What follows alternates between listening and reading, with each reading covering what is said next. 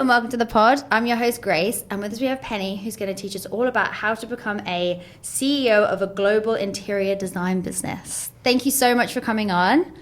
Hi, I'm Grace. so excited to have you here. Thanks for having me. So just teach us a little bit about what that is to you. Oh, that's a big question. What that is to me. I mean, obviously that's my life, and but it's, been 20 years in the making, I guess you could say. Oh, wow. So started the business 20 years ago in Australia, and it's been a ride and growing organically throughout the world, moving the business, kind of growing the business, and now, in London. So there's a lot that can go into, I think, becoming a CEO, and obviously having a global presence of a business. It's not certainly something that doesn't happen overnight. I can talk you through all of that. Yeah, absolutely. So we'll definitely get to over that 20 years, but let's just go right back and just, I'm guessing you grew up in Australia. I did. You can hear the twang. Yeah, a little bit. Yeah. So what did you want to be when you were growing up? Sounds very cliche, but I did want to be an interior designer. Oh, nice. Yes, I love that. Kind of always, I knew from a very young age, actually, when anyone asked me, what do you want to be? And I said very kind of confidently, I'm going to be an interior designer. And I think that's a little bit who I am as well. I see opportunities, I grab them with two hands and I run with it. And that's just kind of, I'll make things happen. I think that's kind of my personality. However, I did always have a fallback. Okay.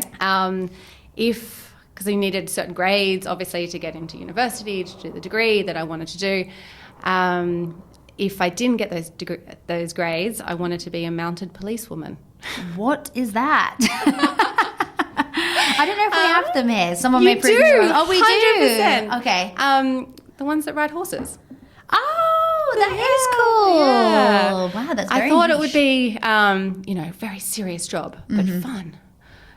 Were you a horse rider growing up? I was a horse rider Okay, growing that makes up. a lot of sense. So I thought, you know what, I can use that skill. I can, I love that. Yeah.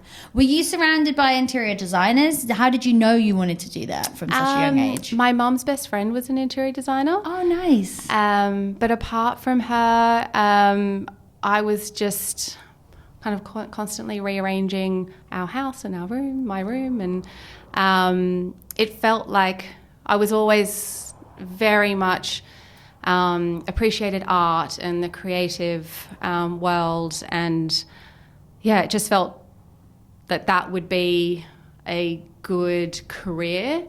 I loved fashion, but I felt that maybe that wouldn't be a good financial decision to go down that path.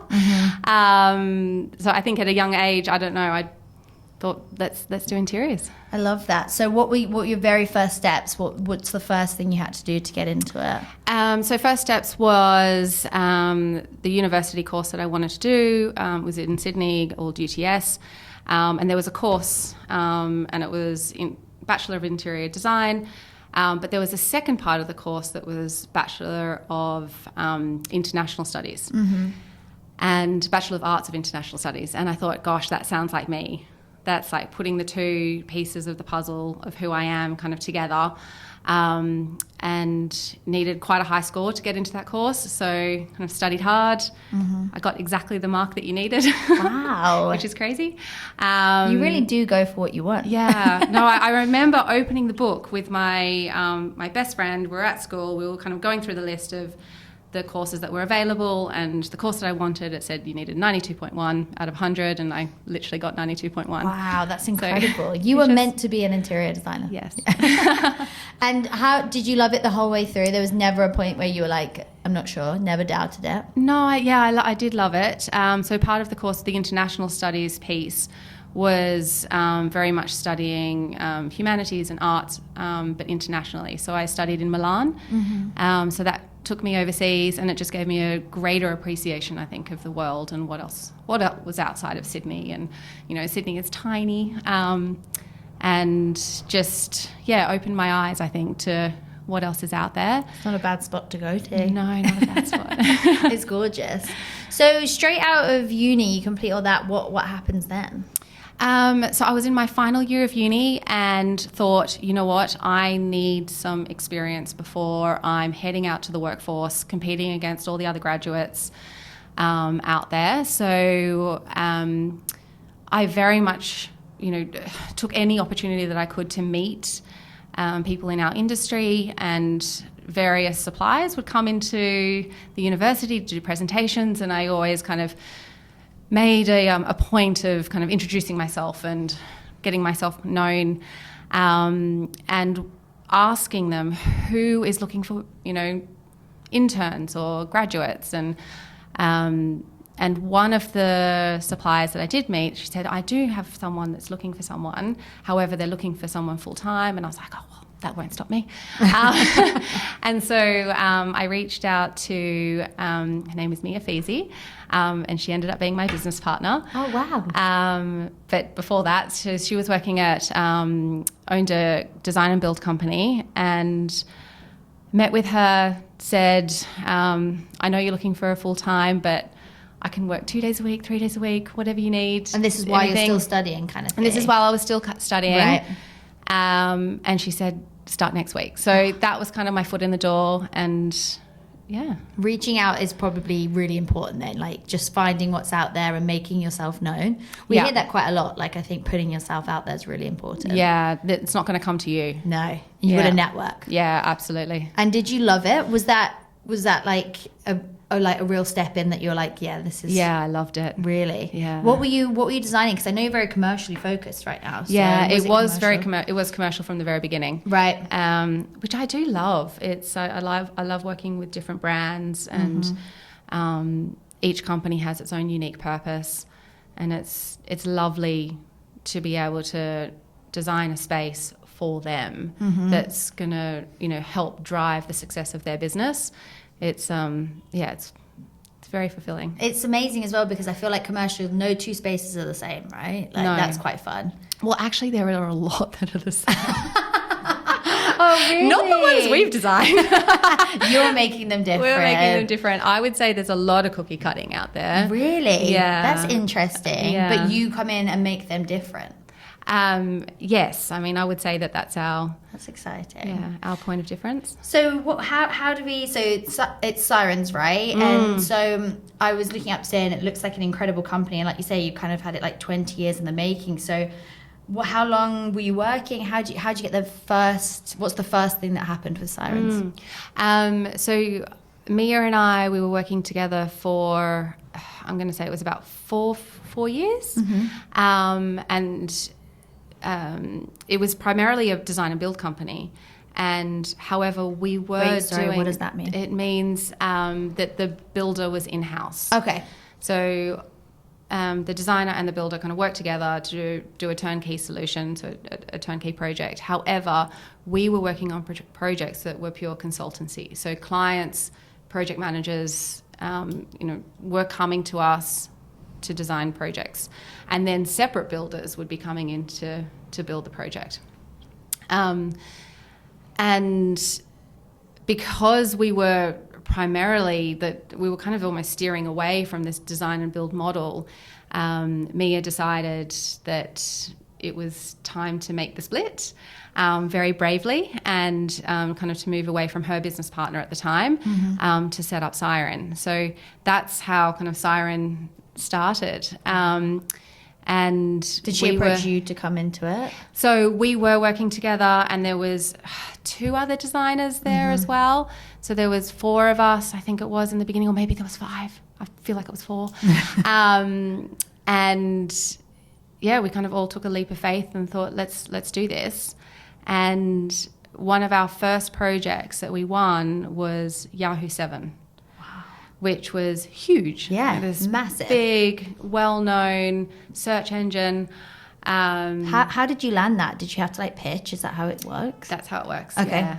So Mia is an extraordinarily brilliant networker, and I think I learned a lot from her in the early days. And meeting with project managers and getting our foot in the door and just getting those little invites to RFPs.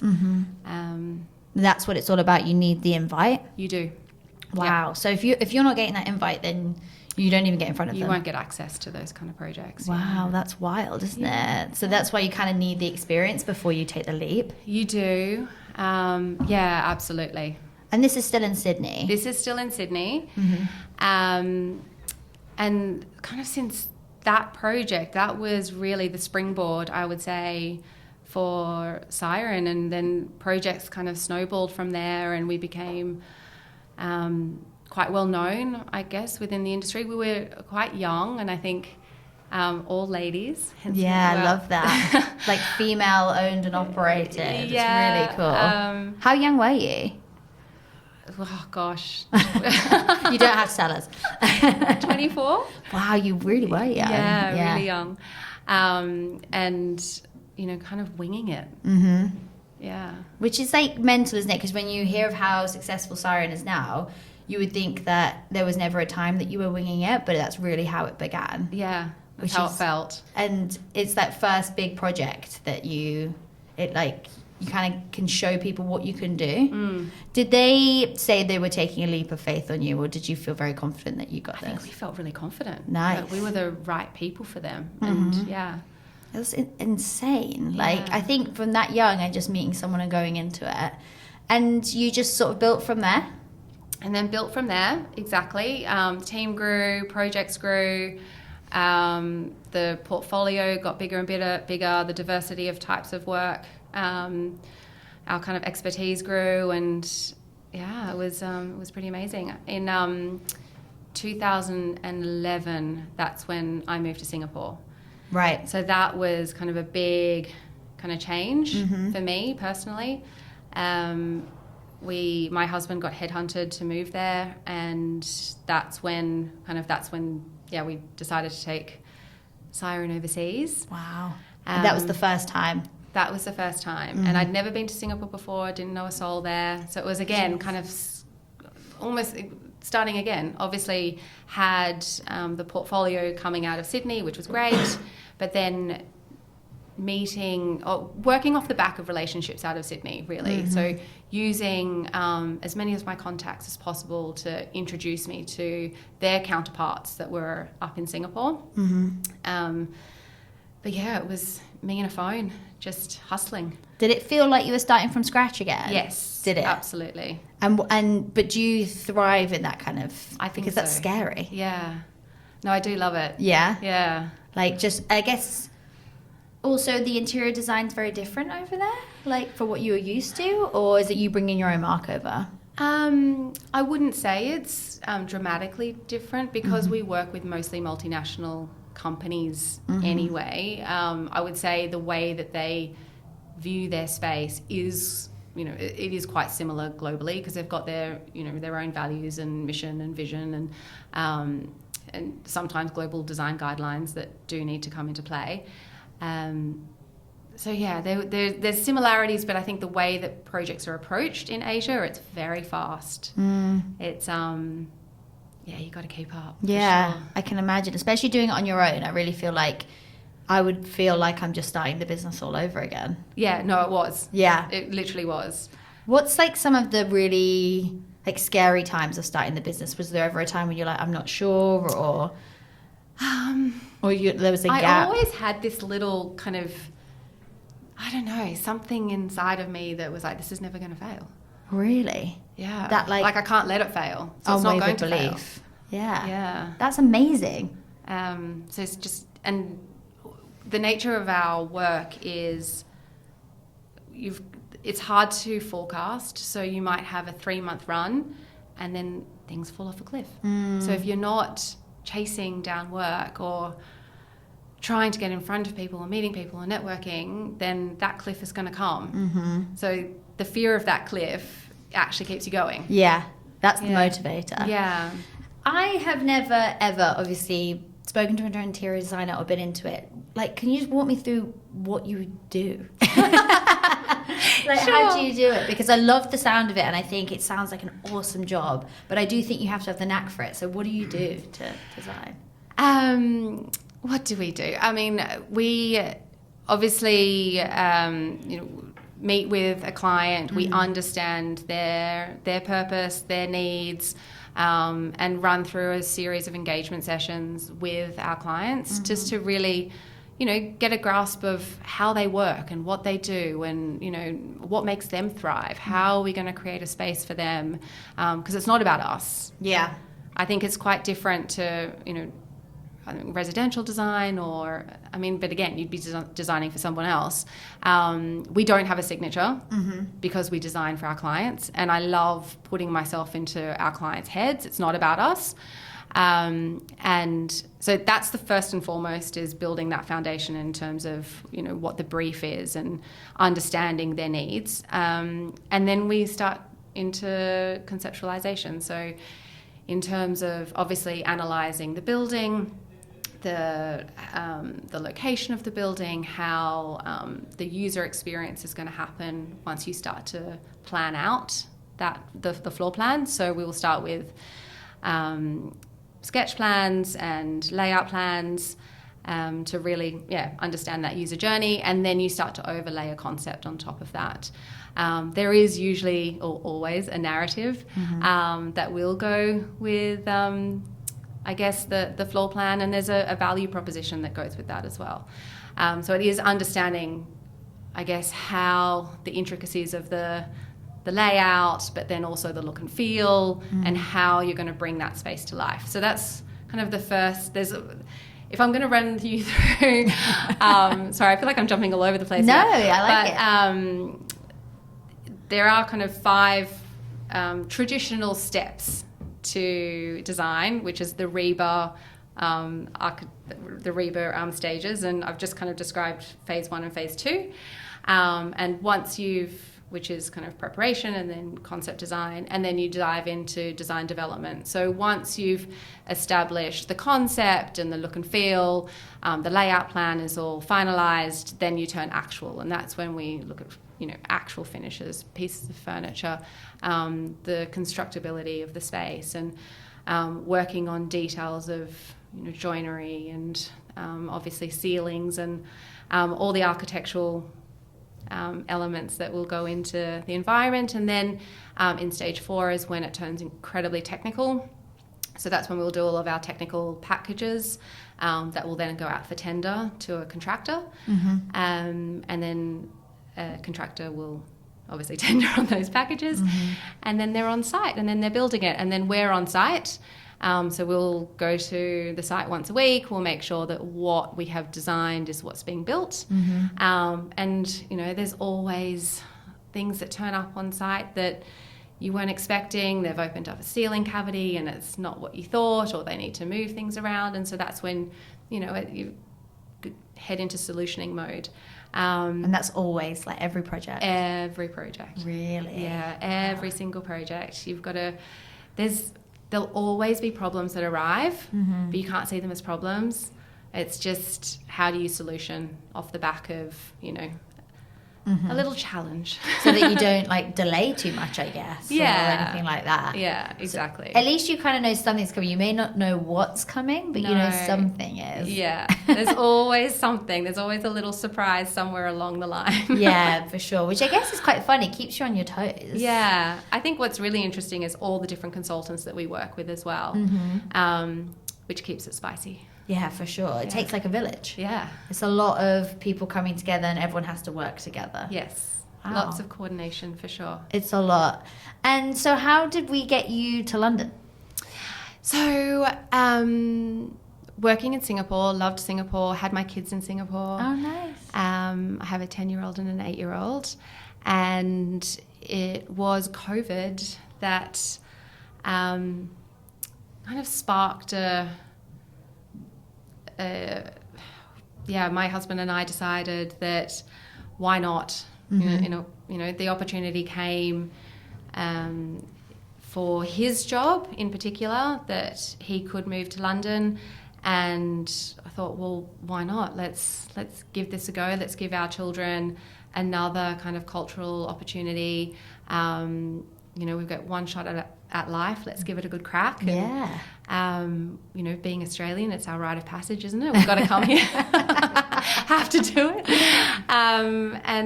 So I kind of took the plunge and went back into startup. Wow. So what did you do with Siren in Singapore? Had you built a team and left it with them? Yes. Yeah. Right. I have a brilliant team there. It's run by now a guy called Jun Long. He's been with me for 11 years. Wow. He's brilliant. We have a team of over 30 in Singapore. They're working on incredible projects, just like in Australia. Have an incredible managing director there who's also equity partner. Jun Long is also an equity partner in the business. And Nicole and Verity in Australia are just incredible, and they run those studios in Australia, and Jun Long runs Singapore. So it's lovely to have very trusted, capable, incredible humans on your team. Yeah, you need that, because it's like when you're leaving it, it's like leaving a little bit of your baby behind, and then you have to start all over again. Yes. And then you did start up again here on your own? I did, yes. Wow. Again. Look at that. Back to me and a phone. You must love it, otherwise you wouldn't keep doing it, like the startup, because I can imagine it's such hard work. It is. So, it's a lot and scary. Oh, just navigating, like getting a bank account and getting the chicken and egg, just to get a phone number, Anyway. Yes, there's a marketing here, so you got to make people aware that you're here, and that's got to be tough. It is, but again, I've got such a great, I think, network from all of the other studios, and people do want to help. Yeah. When you ask someone and you talk to people that are in your industry, nobody wants to see anyone fail, and everyone wants to. I think so. I think you'd be pretty mean if you didn't want to help someone. Yeah, and if you asked people would want to work with you. Yeah, if you asked for a contact or who should I go see, and then you do need to take the initiative off the back of that. And I've always been whoever I met, I always asked, can you give me 2 names who I should go and meet next? Nice. So then just to slowly try and build that. It keeps building. Yeah. What advice would you give someone that maybe wanted to get into interior design or start their own business in interior design? Oh, I mean, starting your own business, I think you definitely need to know how much hard work is in it. Really? That you probably won't pay yourself for 3 years. Wow. How do you survive? Yeah, exactly. That's the thing. That everything that you earn goes back into the business, that you will work all weekend, all nights. It's not the easy road. That's for sure. It looks like it's the easy road. It's not the easy road. Yeah. I think those first 3 years of building, I loved it, and it was fun, and it's hectic. It's incredibly stressful. You're constantly looking at the bank account to make sure that you can pay staff and that you can, pay the rent, and then that you're kind of almost walking on a tightrope in a way. Yeah. In those early days. But I think that now that I'm, in London doing a startup again, I know what to expect. Yeah. And I have done it slightly different this time, in that I've hired very capable, amazing people in London from the outset, rather than bootstrapping it and doing it myself. Yeah. Simply because I don't have the bandwidth to do it myself. Also, so the MD that we've hired here in London, her name's Elena. She's incredible. She's got an incredible network. She's and that has obviously been a big kickstart. You do need to have the financial backing, obviously, behind that, though, to be able to kickstart it. Is that from like the other companies? That's how that comes in? Yeah, or personal. Yeah. Oh, really? Yeah, investing kind of all of my savings and kind of taking a punt. Nice. Yeah. I mean, but like you said, it's going to help you so much. Like, it's going to start you off so strong. Yes. In what I can imagine is probably quite competitive. Yes, insanely competitive. Is it? Yeah. Yeah. Like just, it's such an amazing like job. Also, you're in a city where people are constantly building and changing and evolving. So you've got to sort of be there to, you know, for that custom, which is crazy. Yeah, no, absolutely. It's fun though. Do you see yourself taking it to another city? Because you're like Brisbane, Singapore, London, you're in New York? Yes. Yeah. Sydney. So is there more cities? Oh, look, not for now. Yeah. How long have you been in London? I've been here now, it's coming up to 3 years now. Okay. The business properly has been running nearly 2 years. So for the first year when I moved here, again, like I said, I did this one a little bit differently. I took it slowly. I really kind of researched the network. I understood who was out there, what the market was like, and also spent a lot of time working on the other studios to make sure that they were okay. Also that I was okay. Yeah. And that my family was okay. So, yeah, I feel like I approached London very differently, and I didn't kickstart the business proper until Elena was on board, and it was finding her And like building it together. and then building it together. So yeah, it feels like I've got a partner in crime, Yeah. which is really nice. That is wonderful. Yeah. On a bit of like a personal question, obviously, women in business, you had 2 kids, which is obviously a lot. Was there a time where you're like, this is the right time to have kids as a CEO, or do you kind of just have to juggle it all? Oh, there's never a right time. Yeah, is that true? Yeah, no, there's never a right time. So when I had Jade, so she's 10 now, we were about to win a very big project in Singapore. I was absolutely enormous, and it was for Facebook. Oh, wow. It was huge. And I remember doing a site walk, and I had to walk up 20 flights of stairs. It was crazy. It was enormous. I think everyone was freaking out. But yeah, literally like the next day I went into labour, and oh my gosh. And then the following week I was on calls because the project started. So there was no downtime whatsoever. So I feel like I did miss out on those early mom, I guess, days of just you and your baby, which is sad, but then also I think when you do love it, and you're in it, and you wouldn't be here now if you hadn't done that. No, exactly. And the juggle was like real, like, and you're exhausted, but I don't know, there was something that just keeps you going. Yeah. Yeah. But when I had my son, it was 2 years later. The business was 2 years older.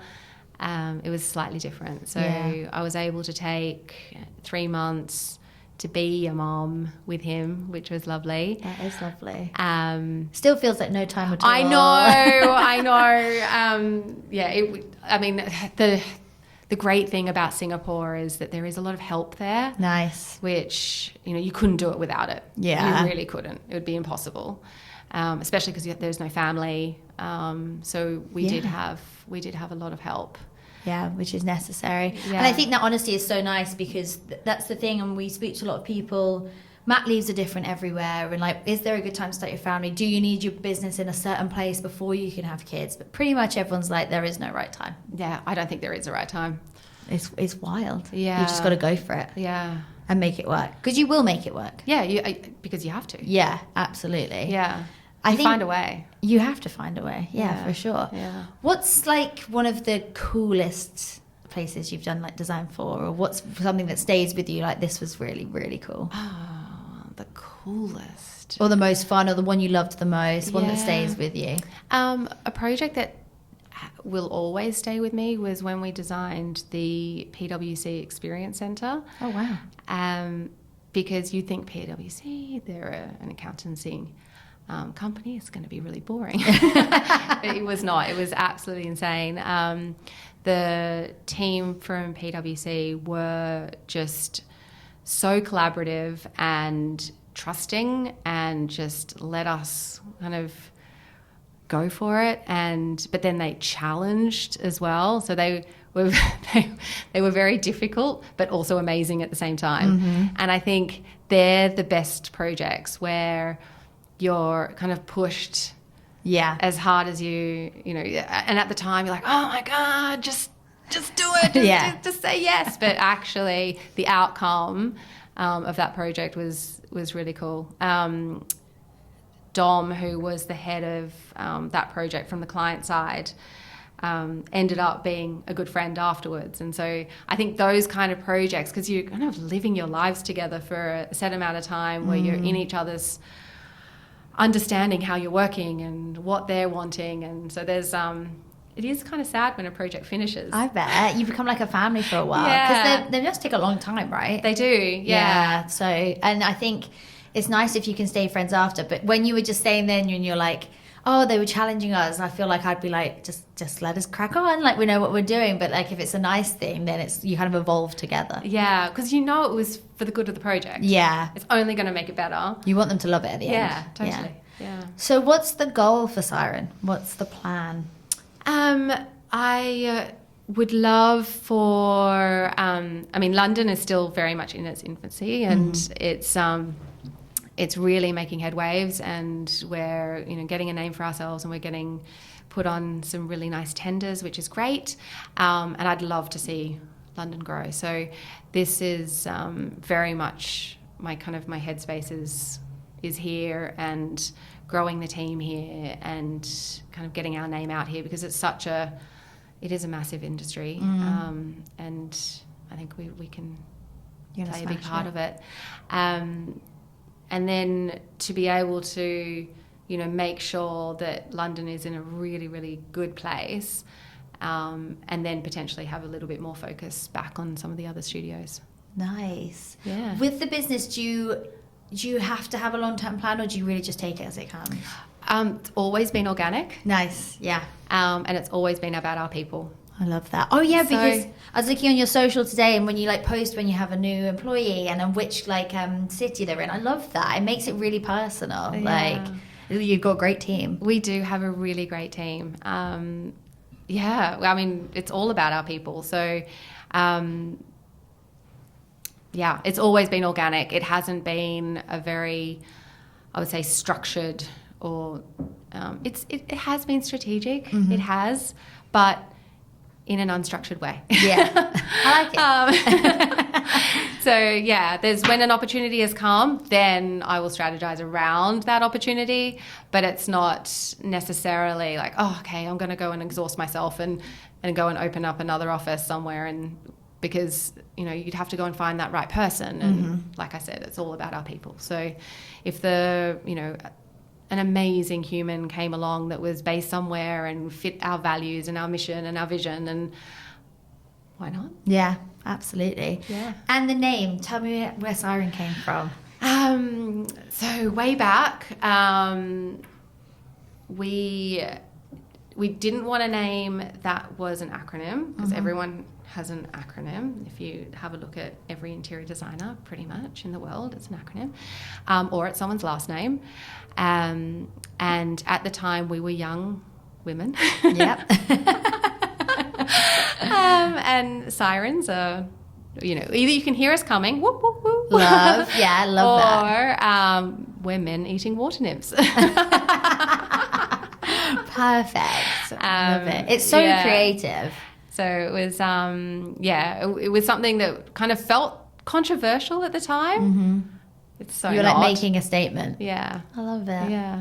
Well, that was perfect. Thank you so much for that journey. I think that was incredible. And is there anything else, or you love it? I think so, yeah. Perfect. Well, thank you so much. Thank you so much for watching. Please make sure that you like and subscribe so we can continue to make these and keep teaching people how to become A. Thank you.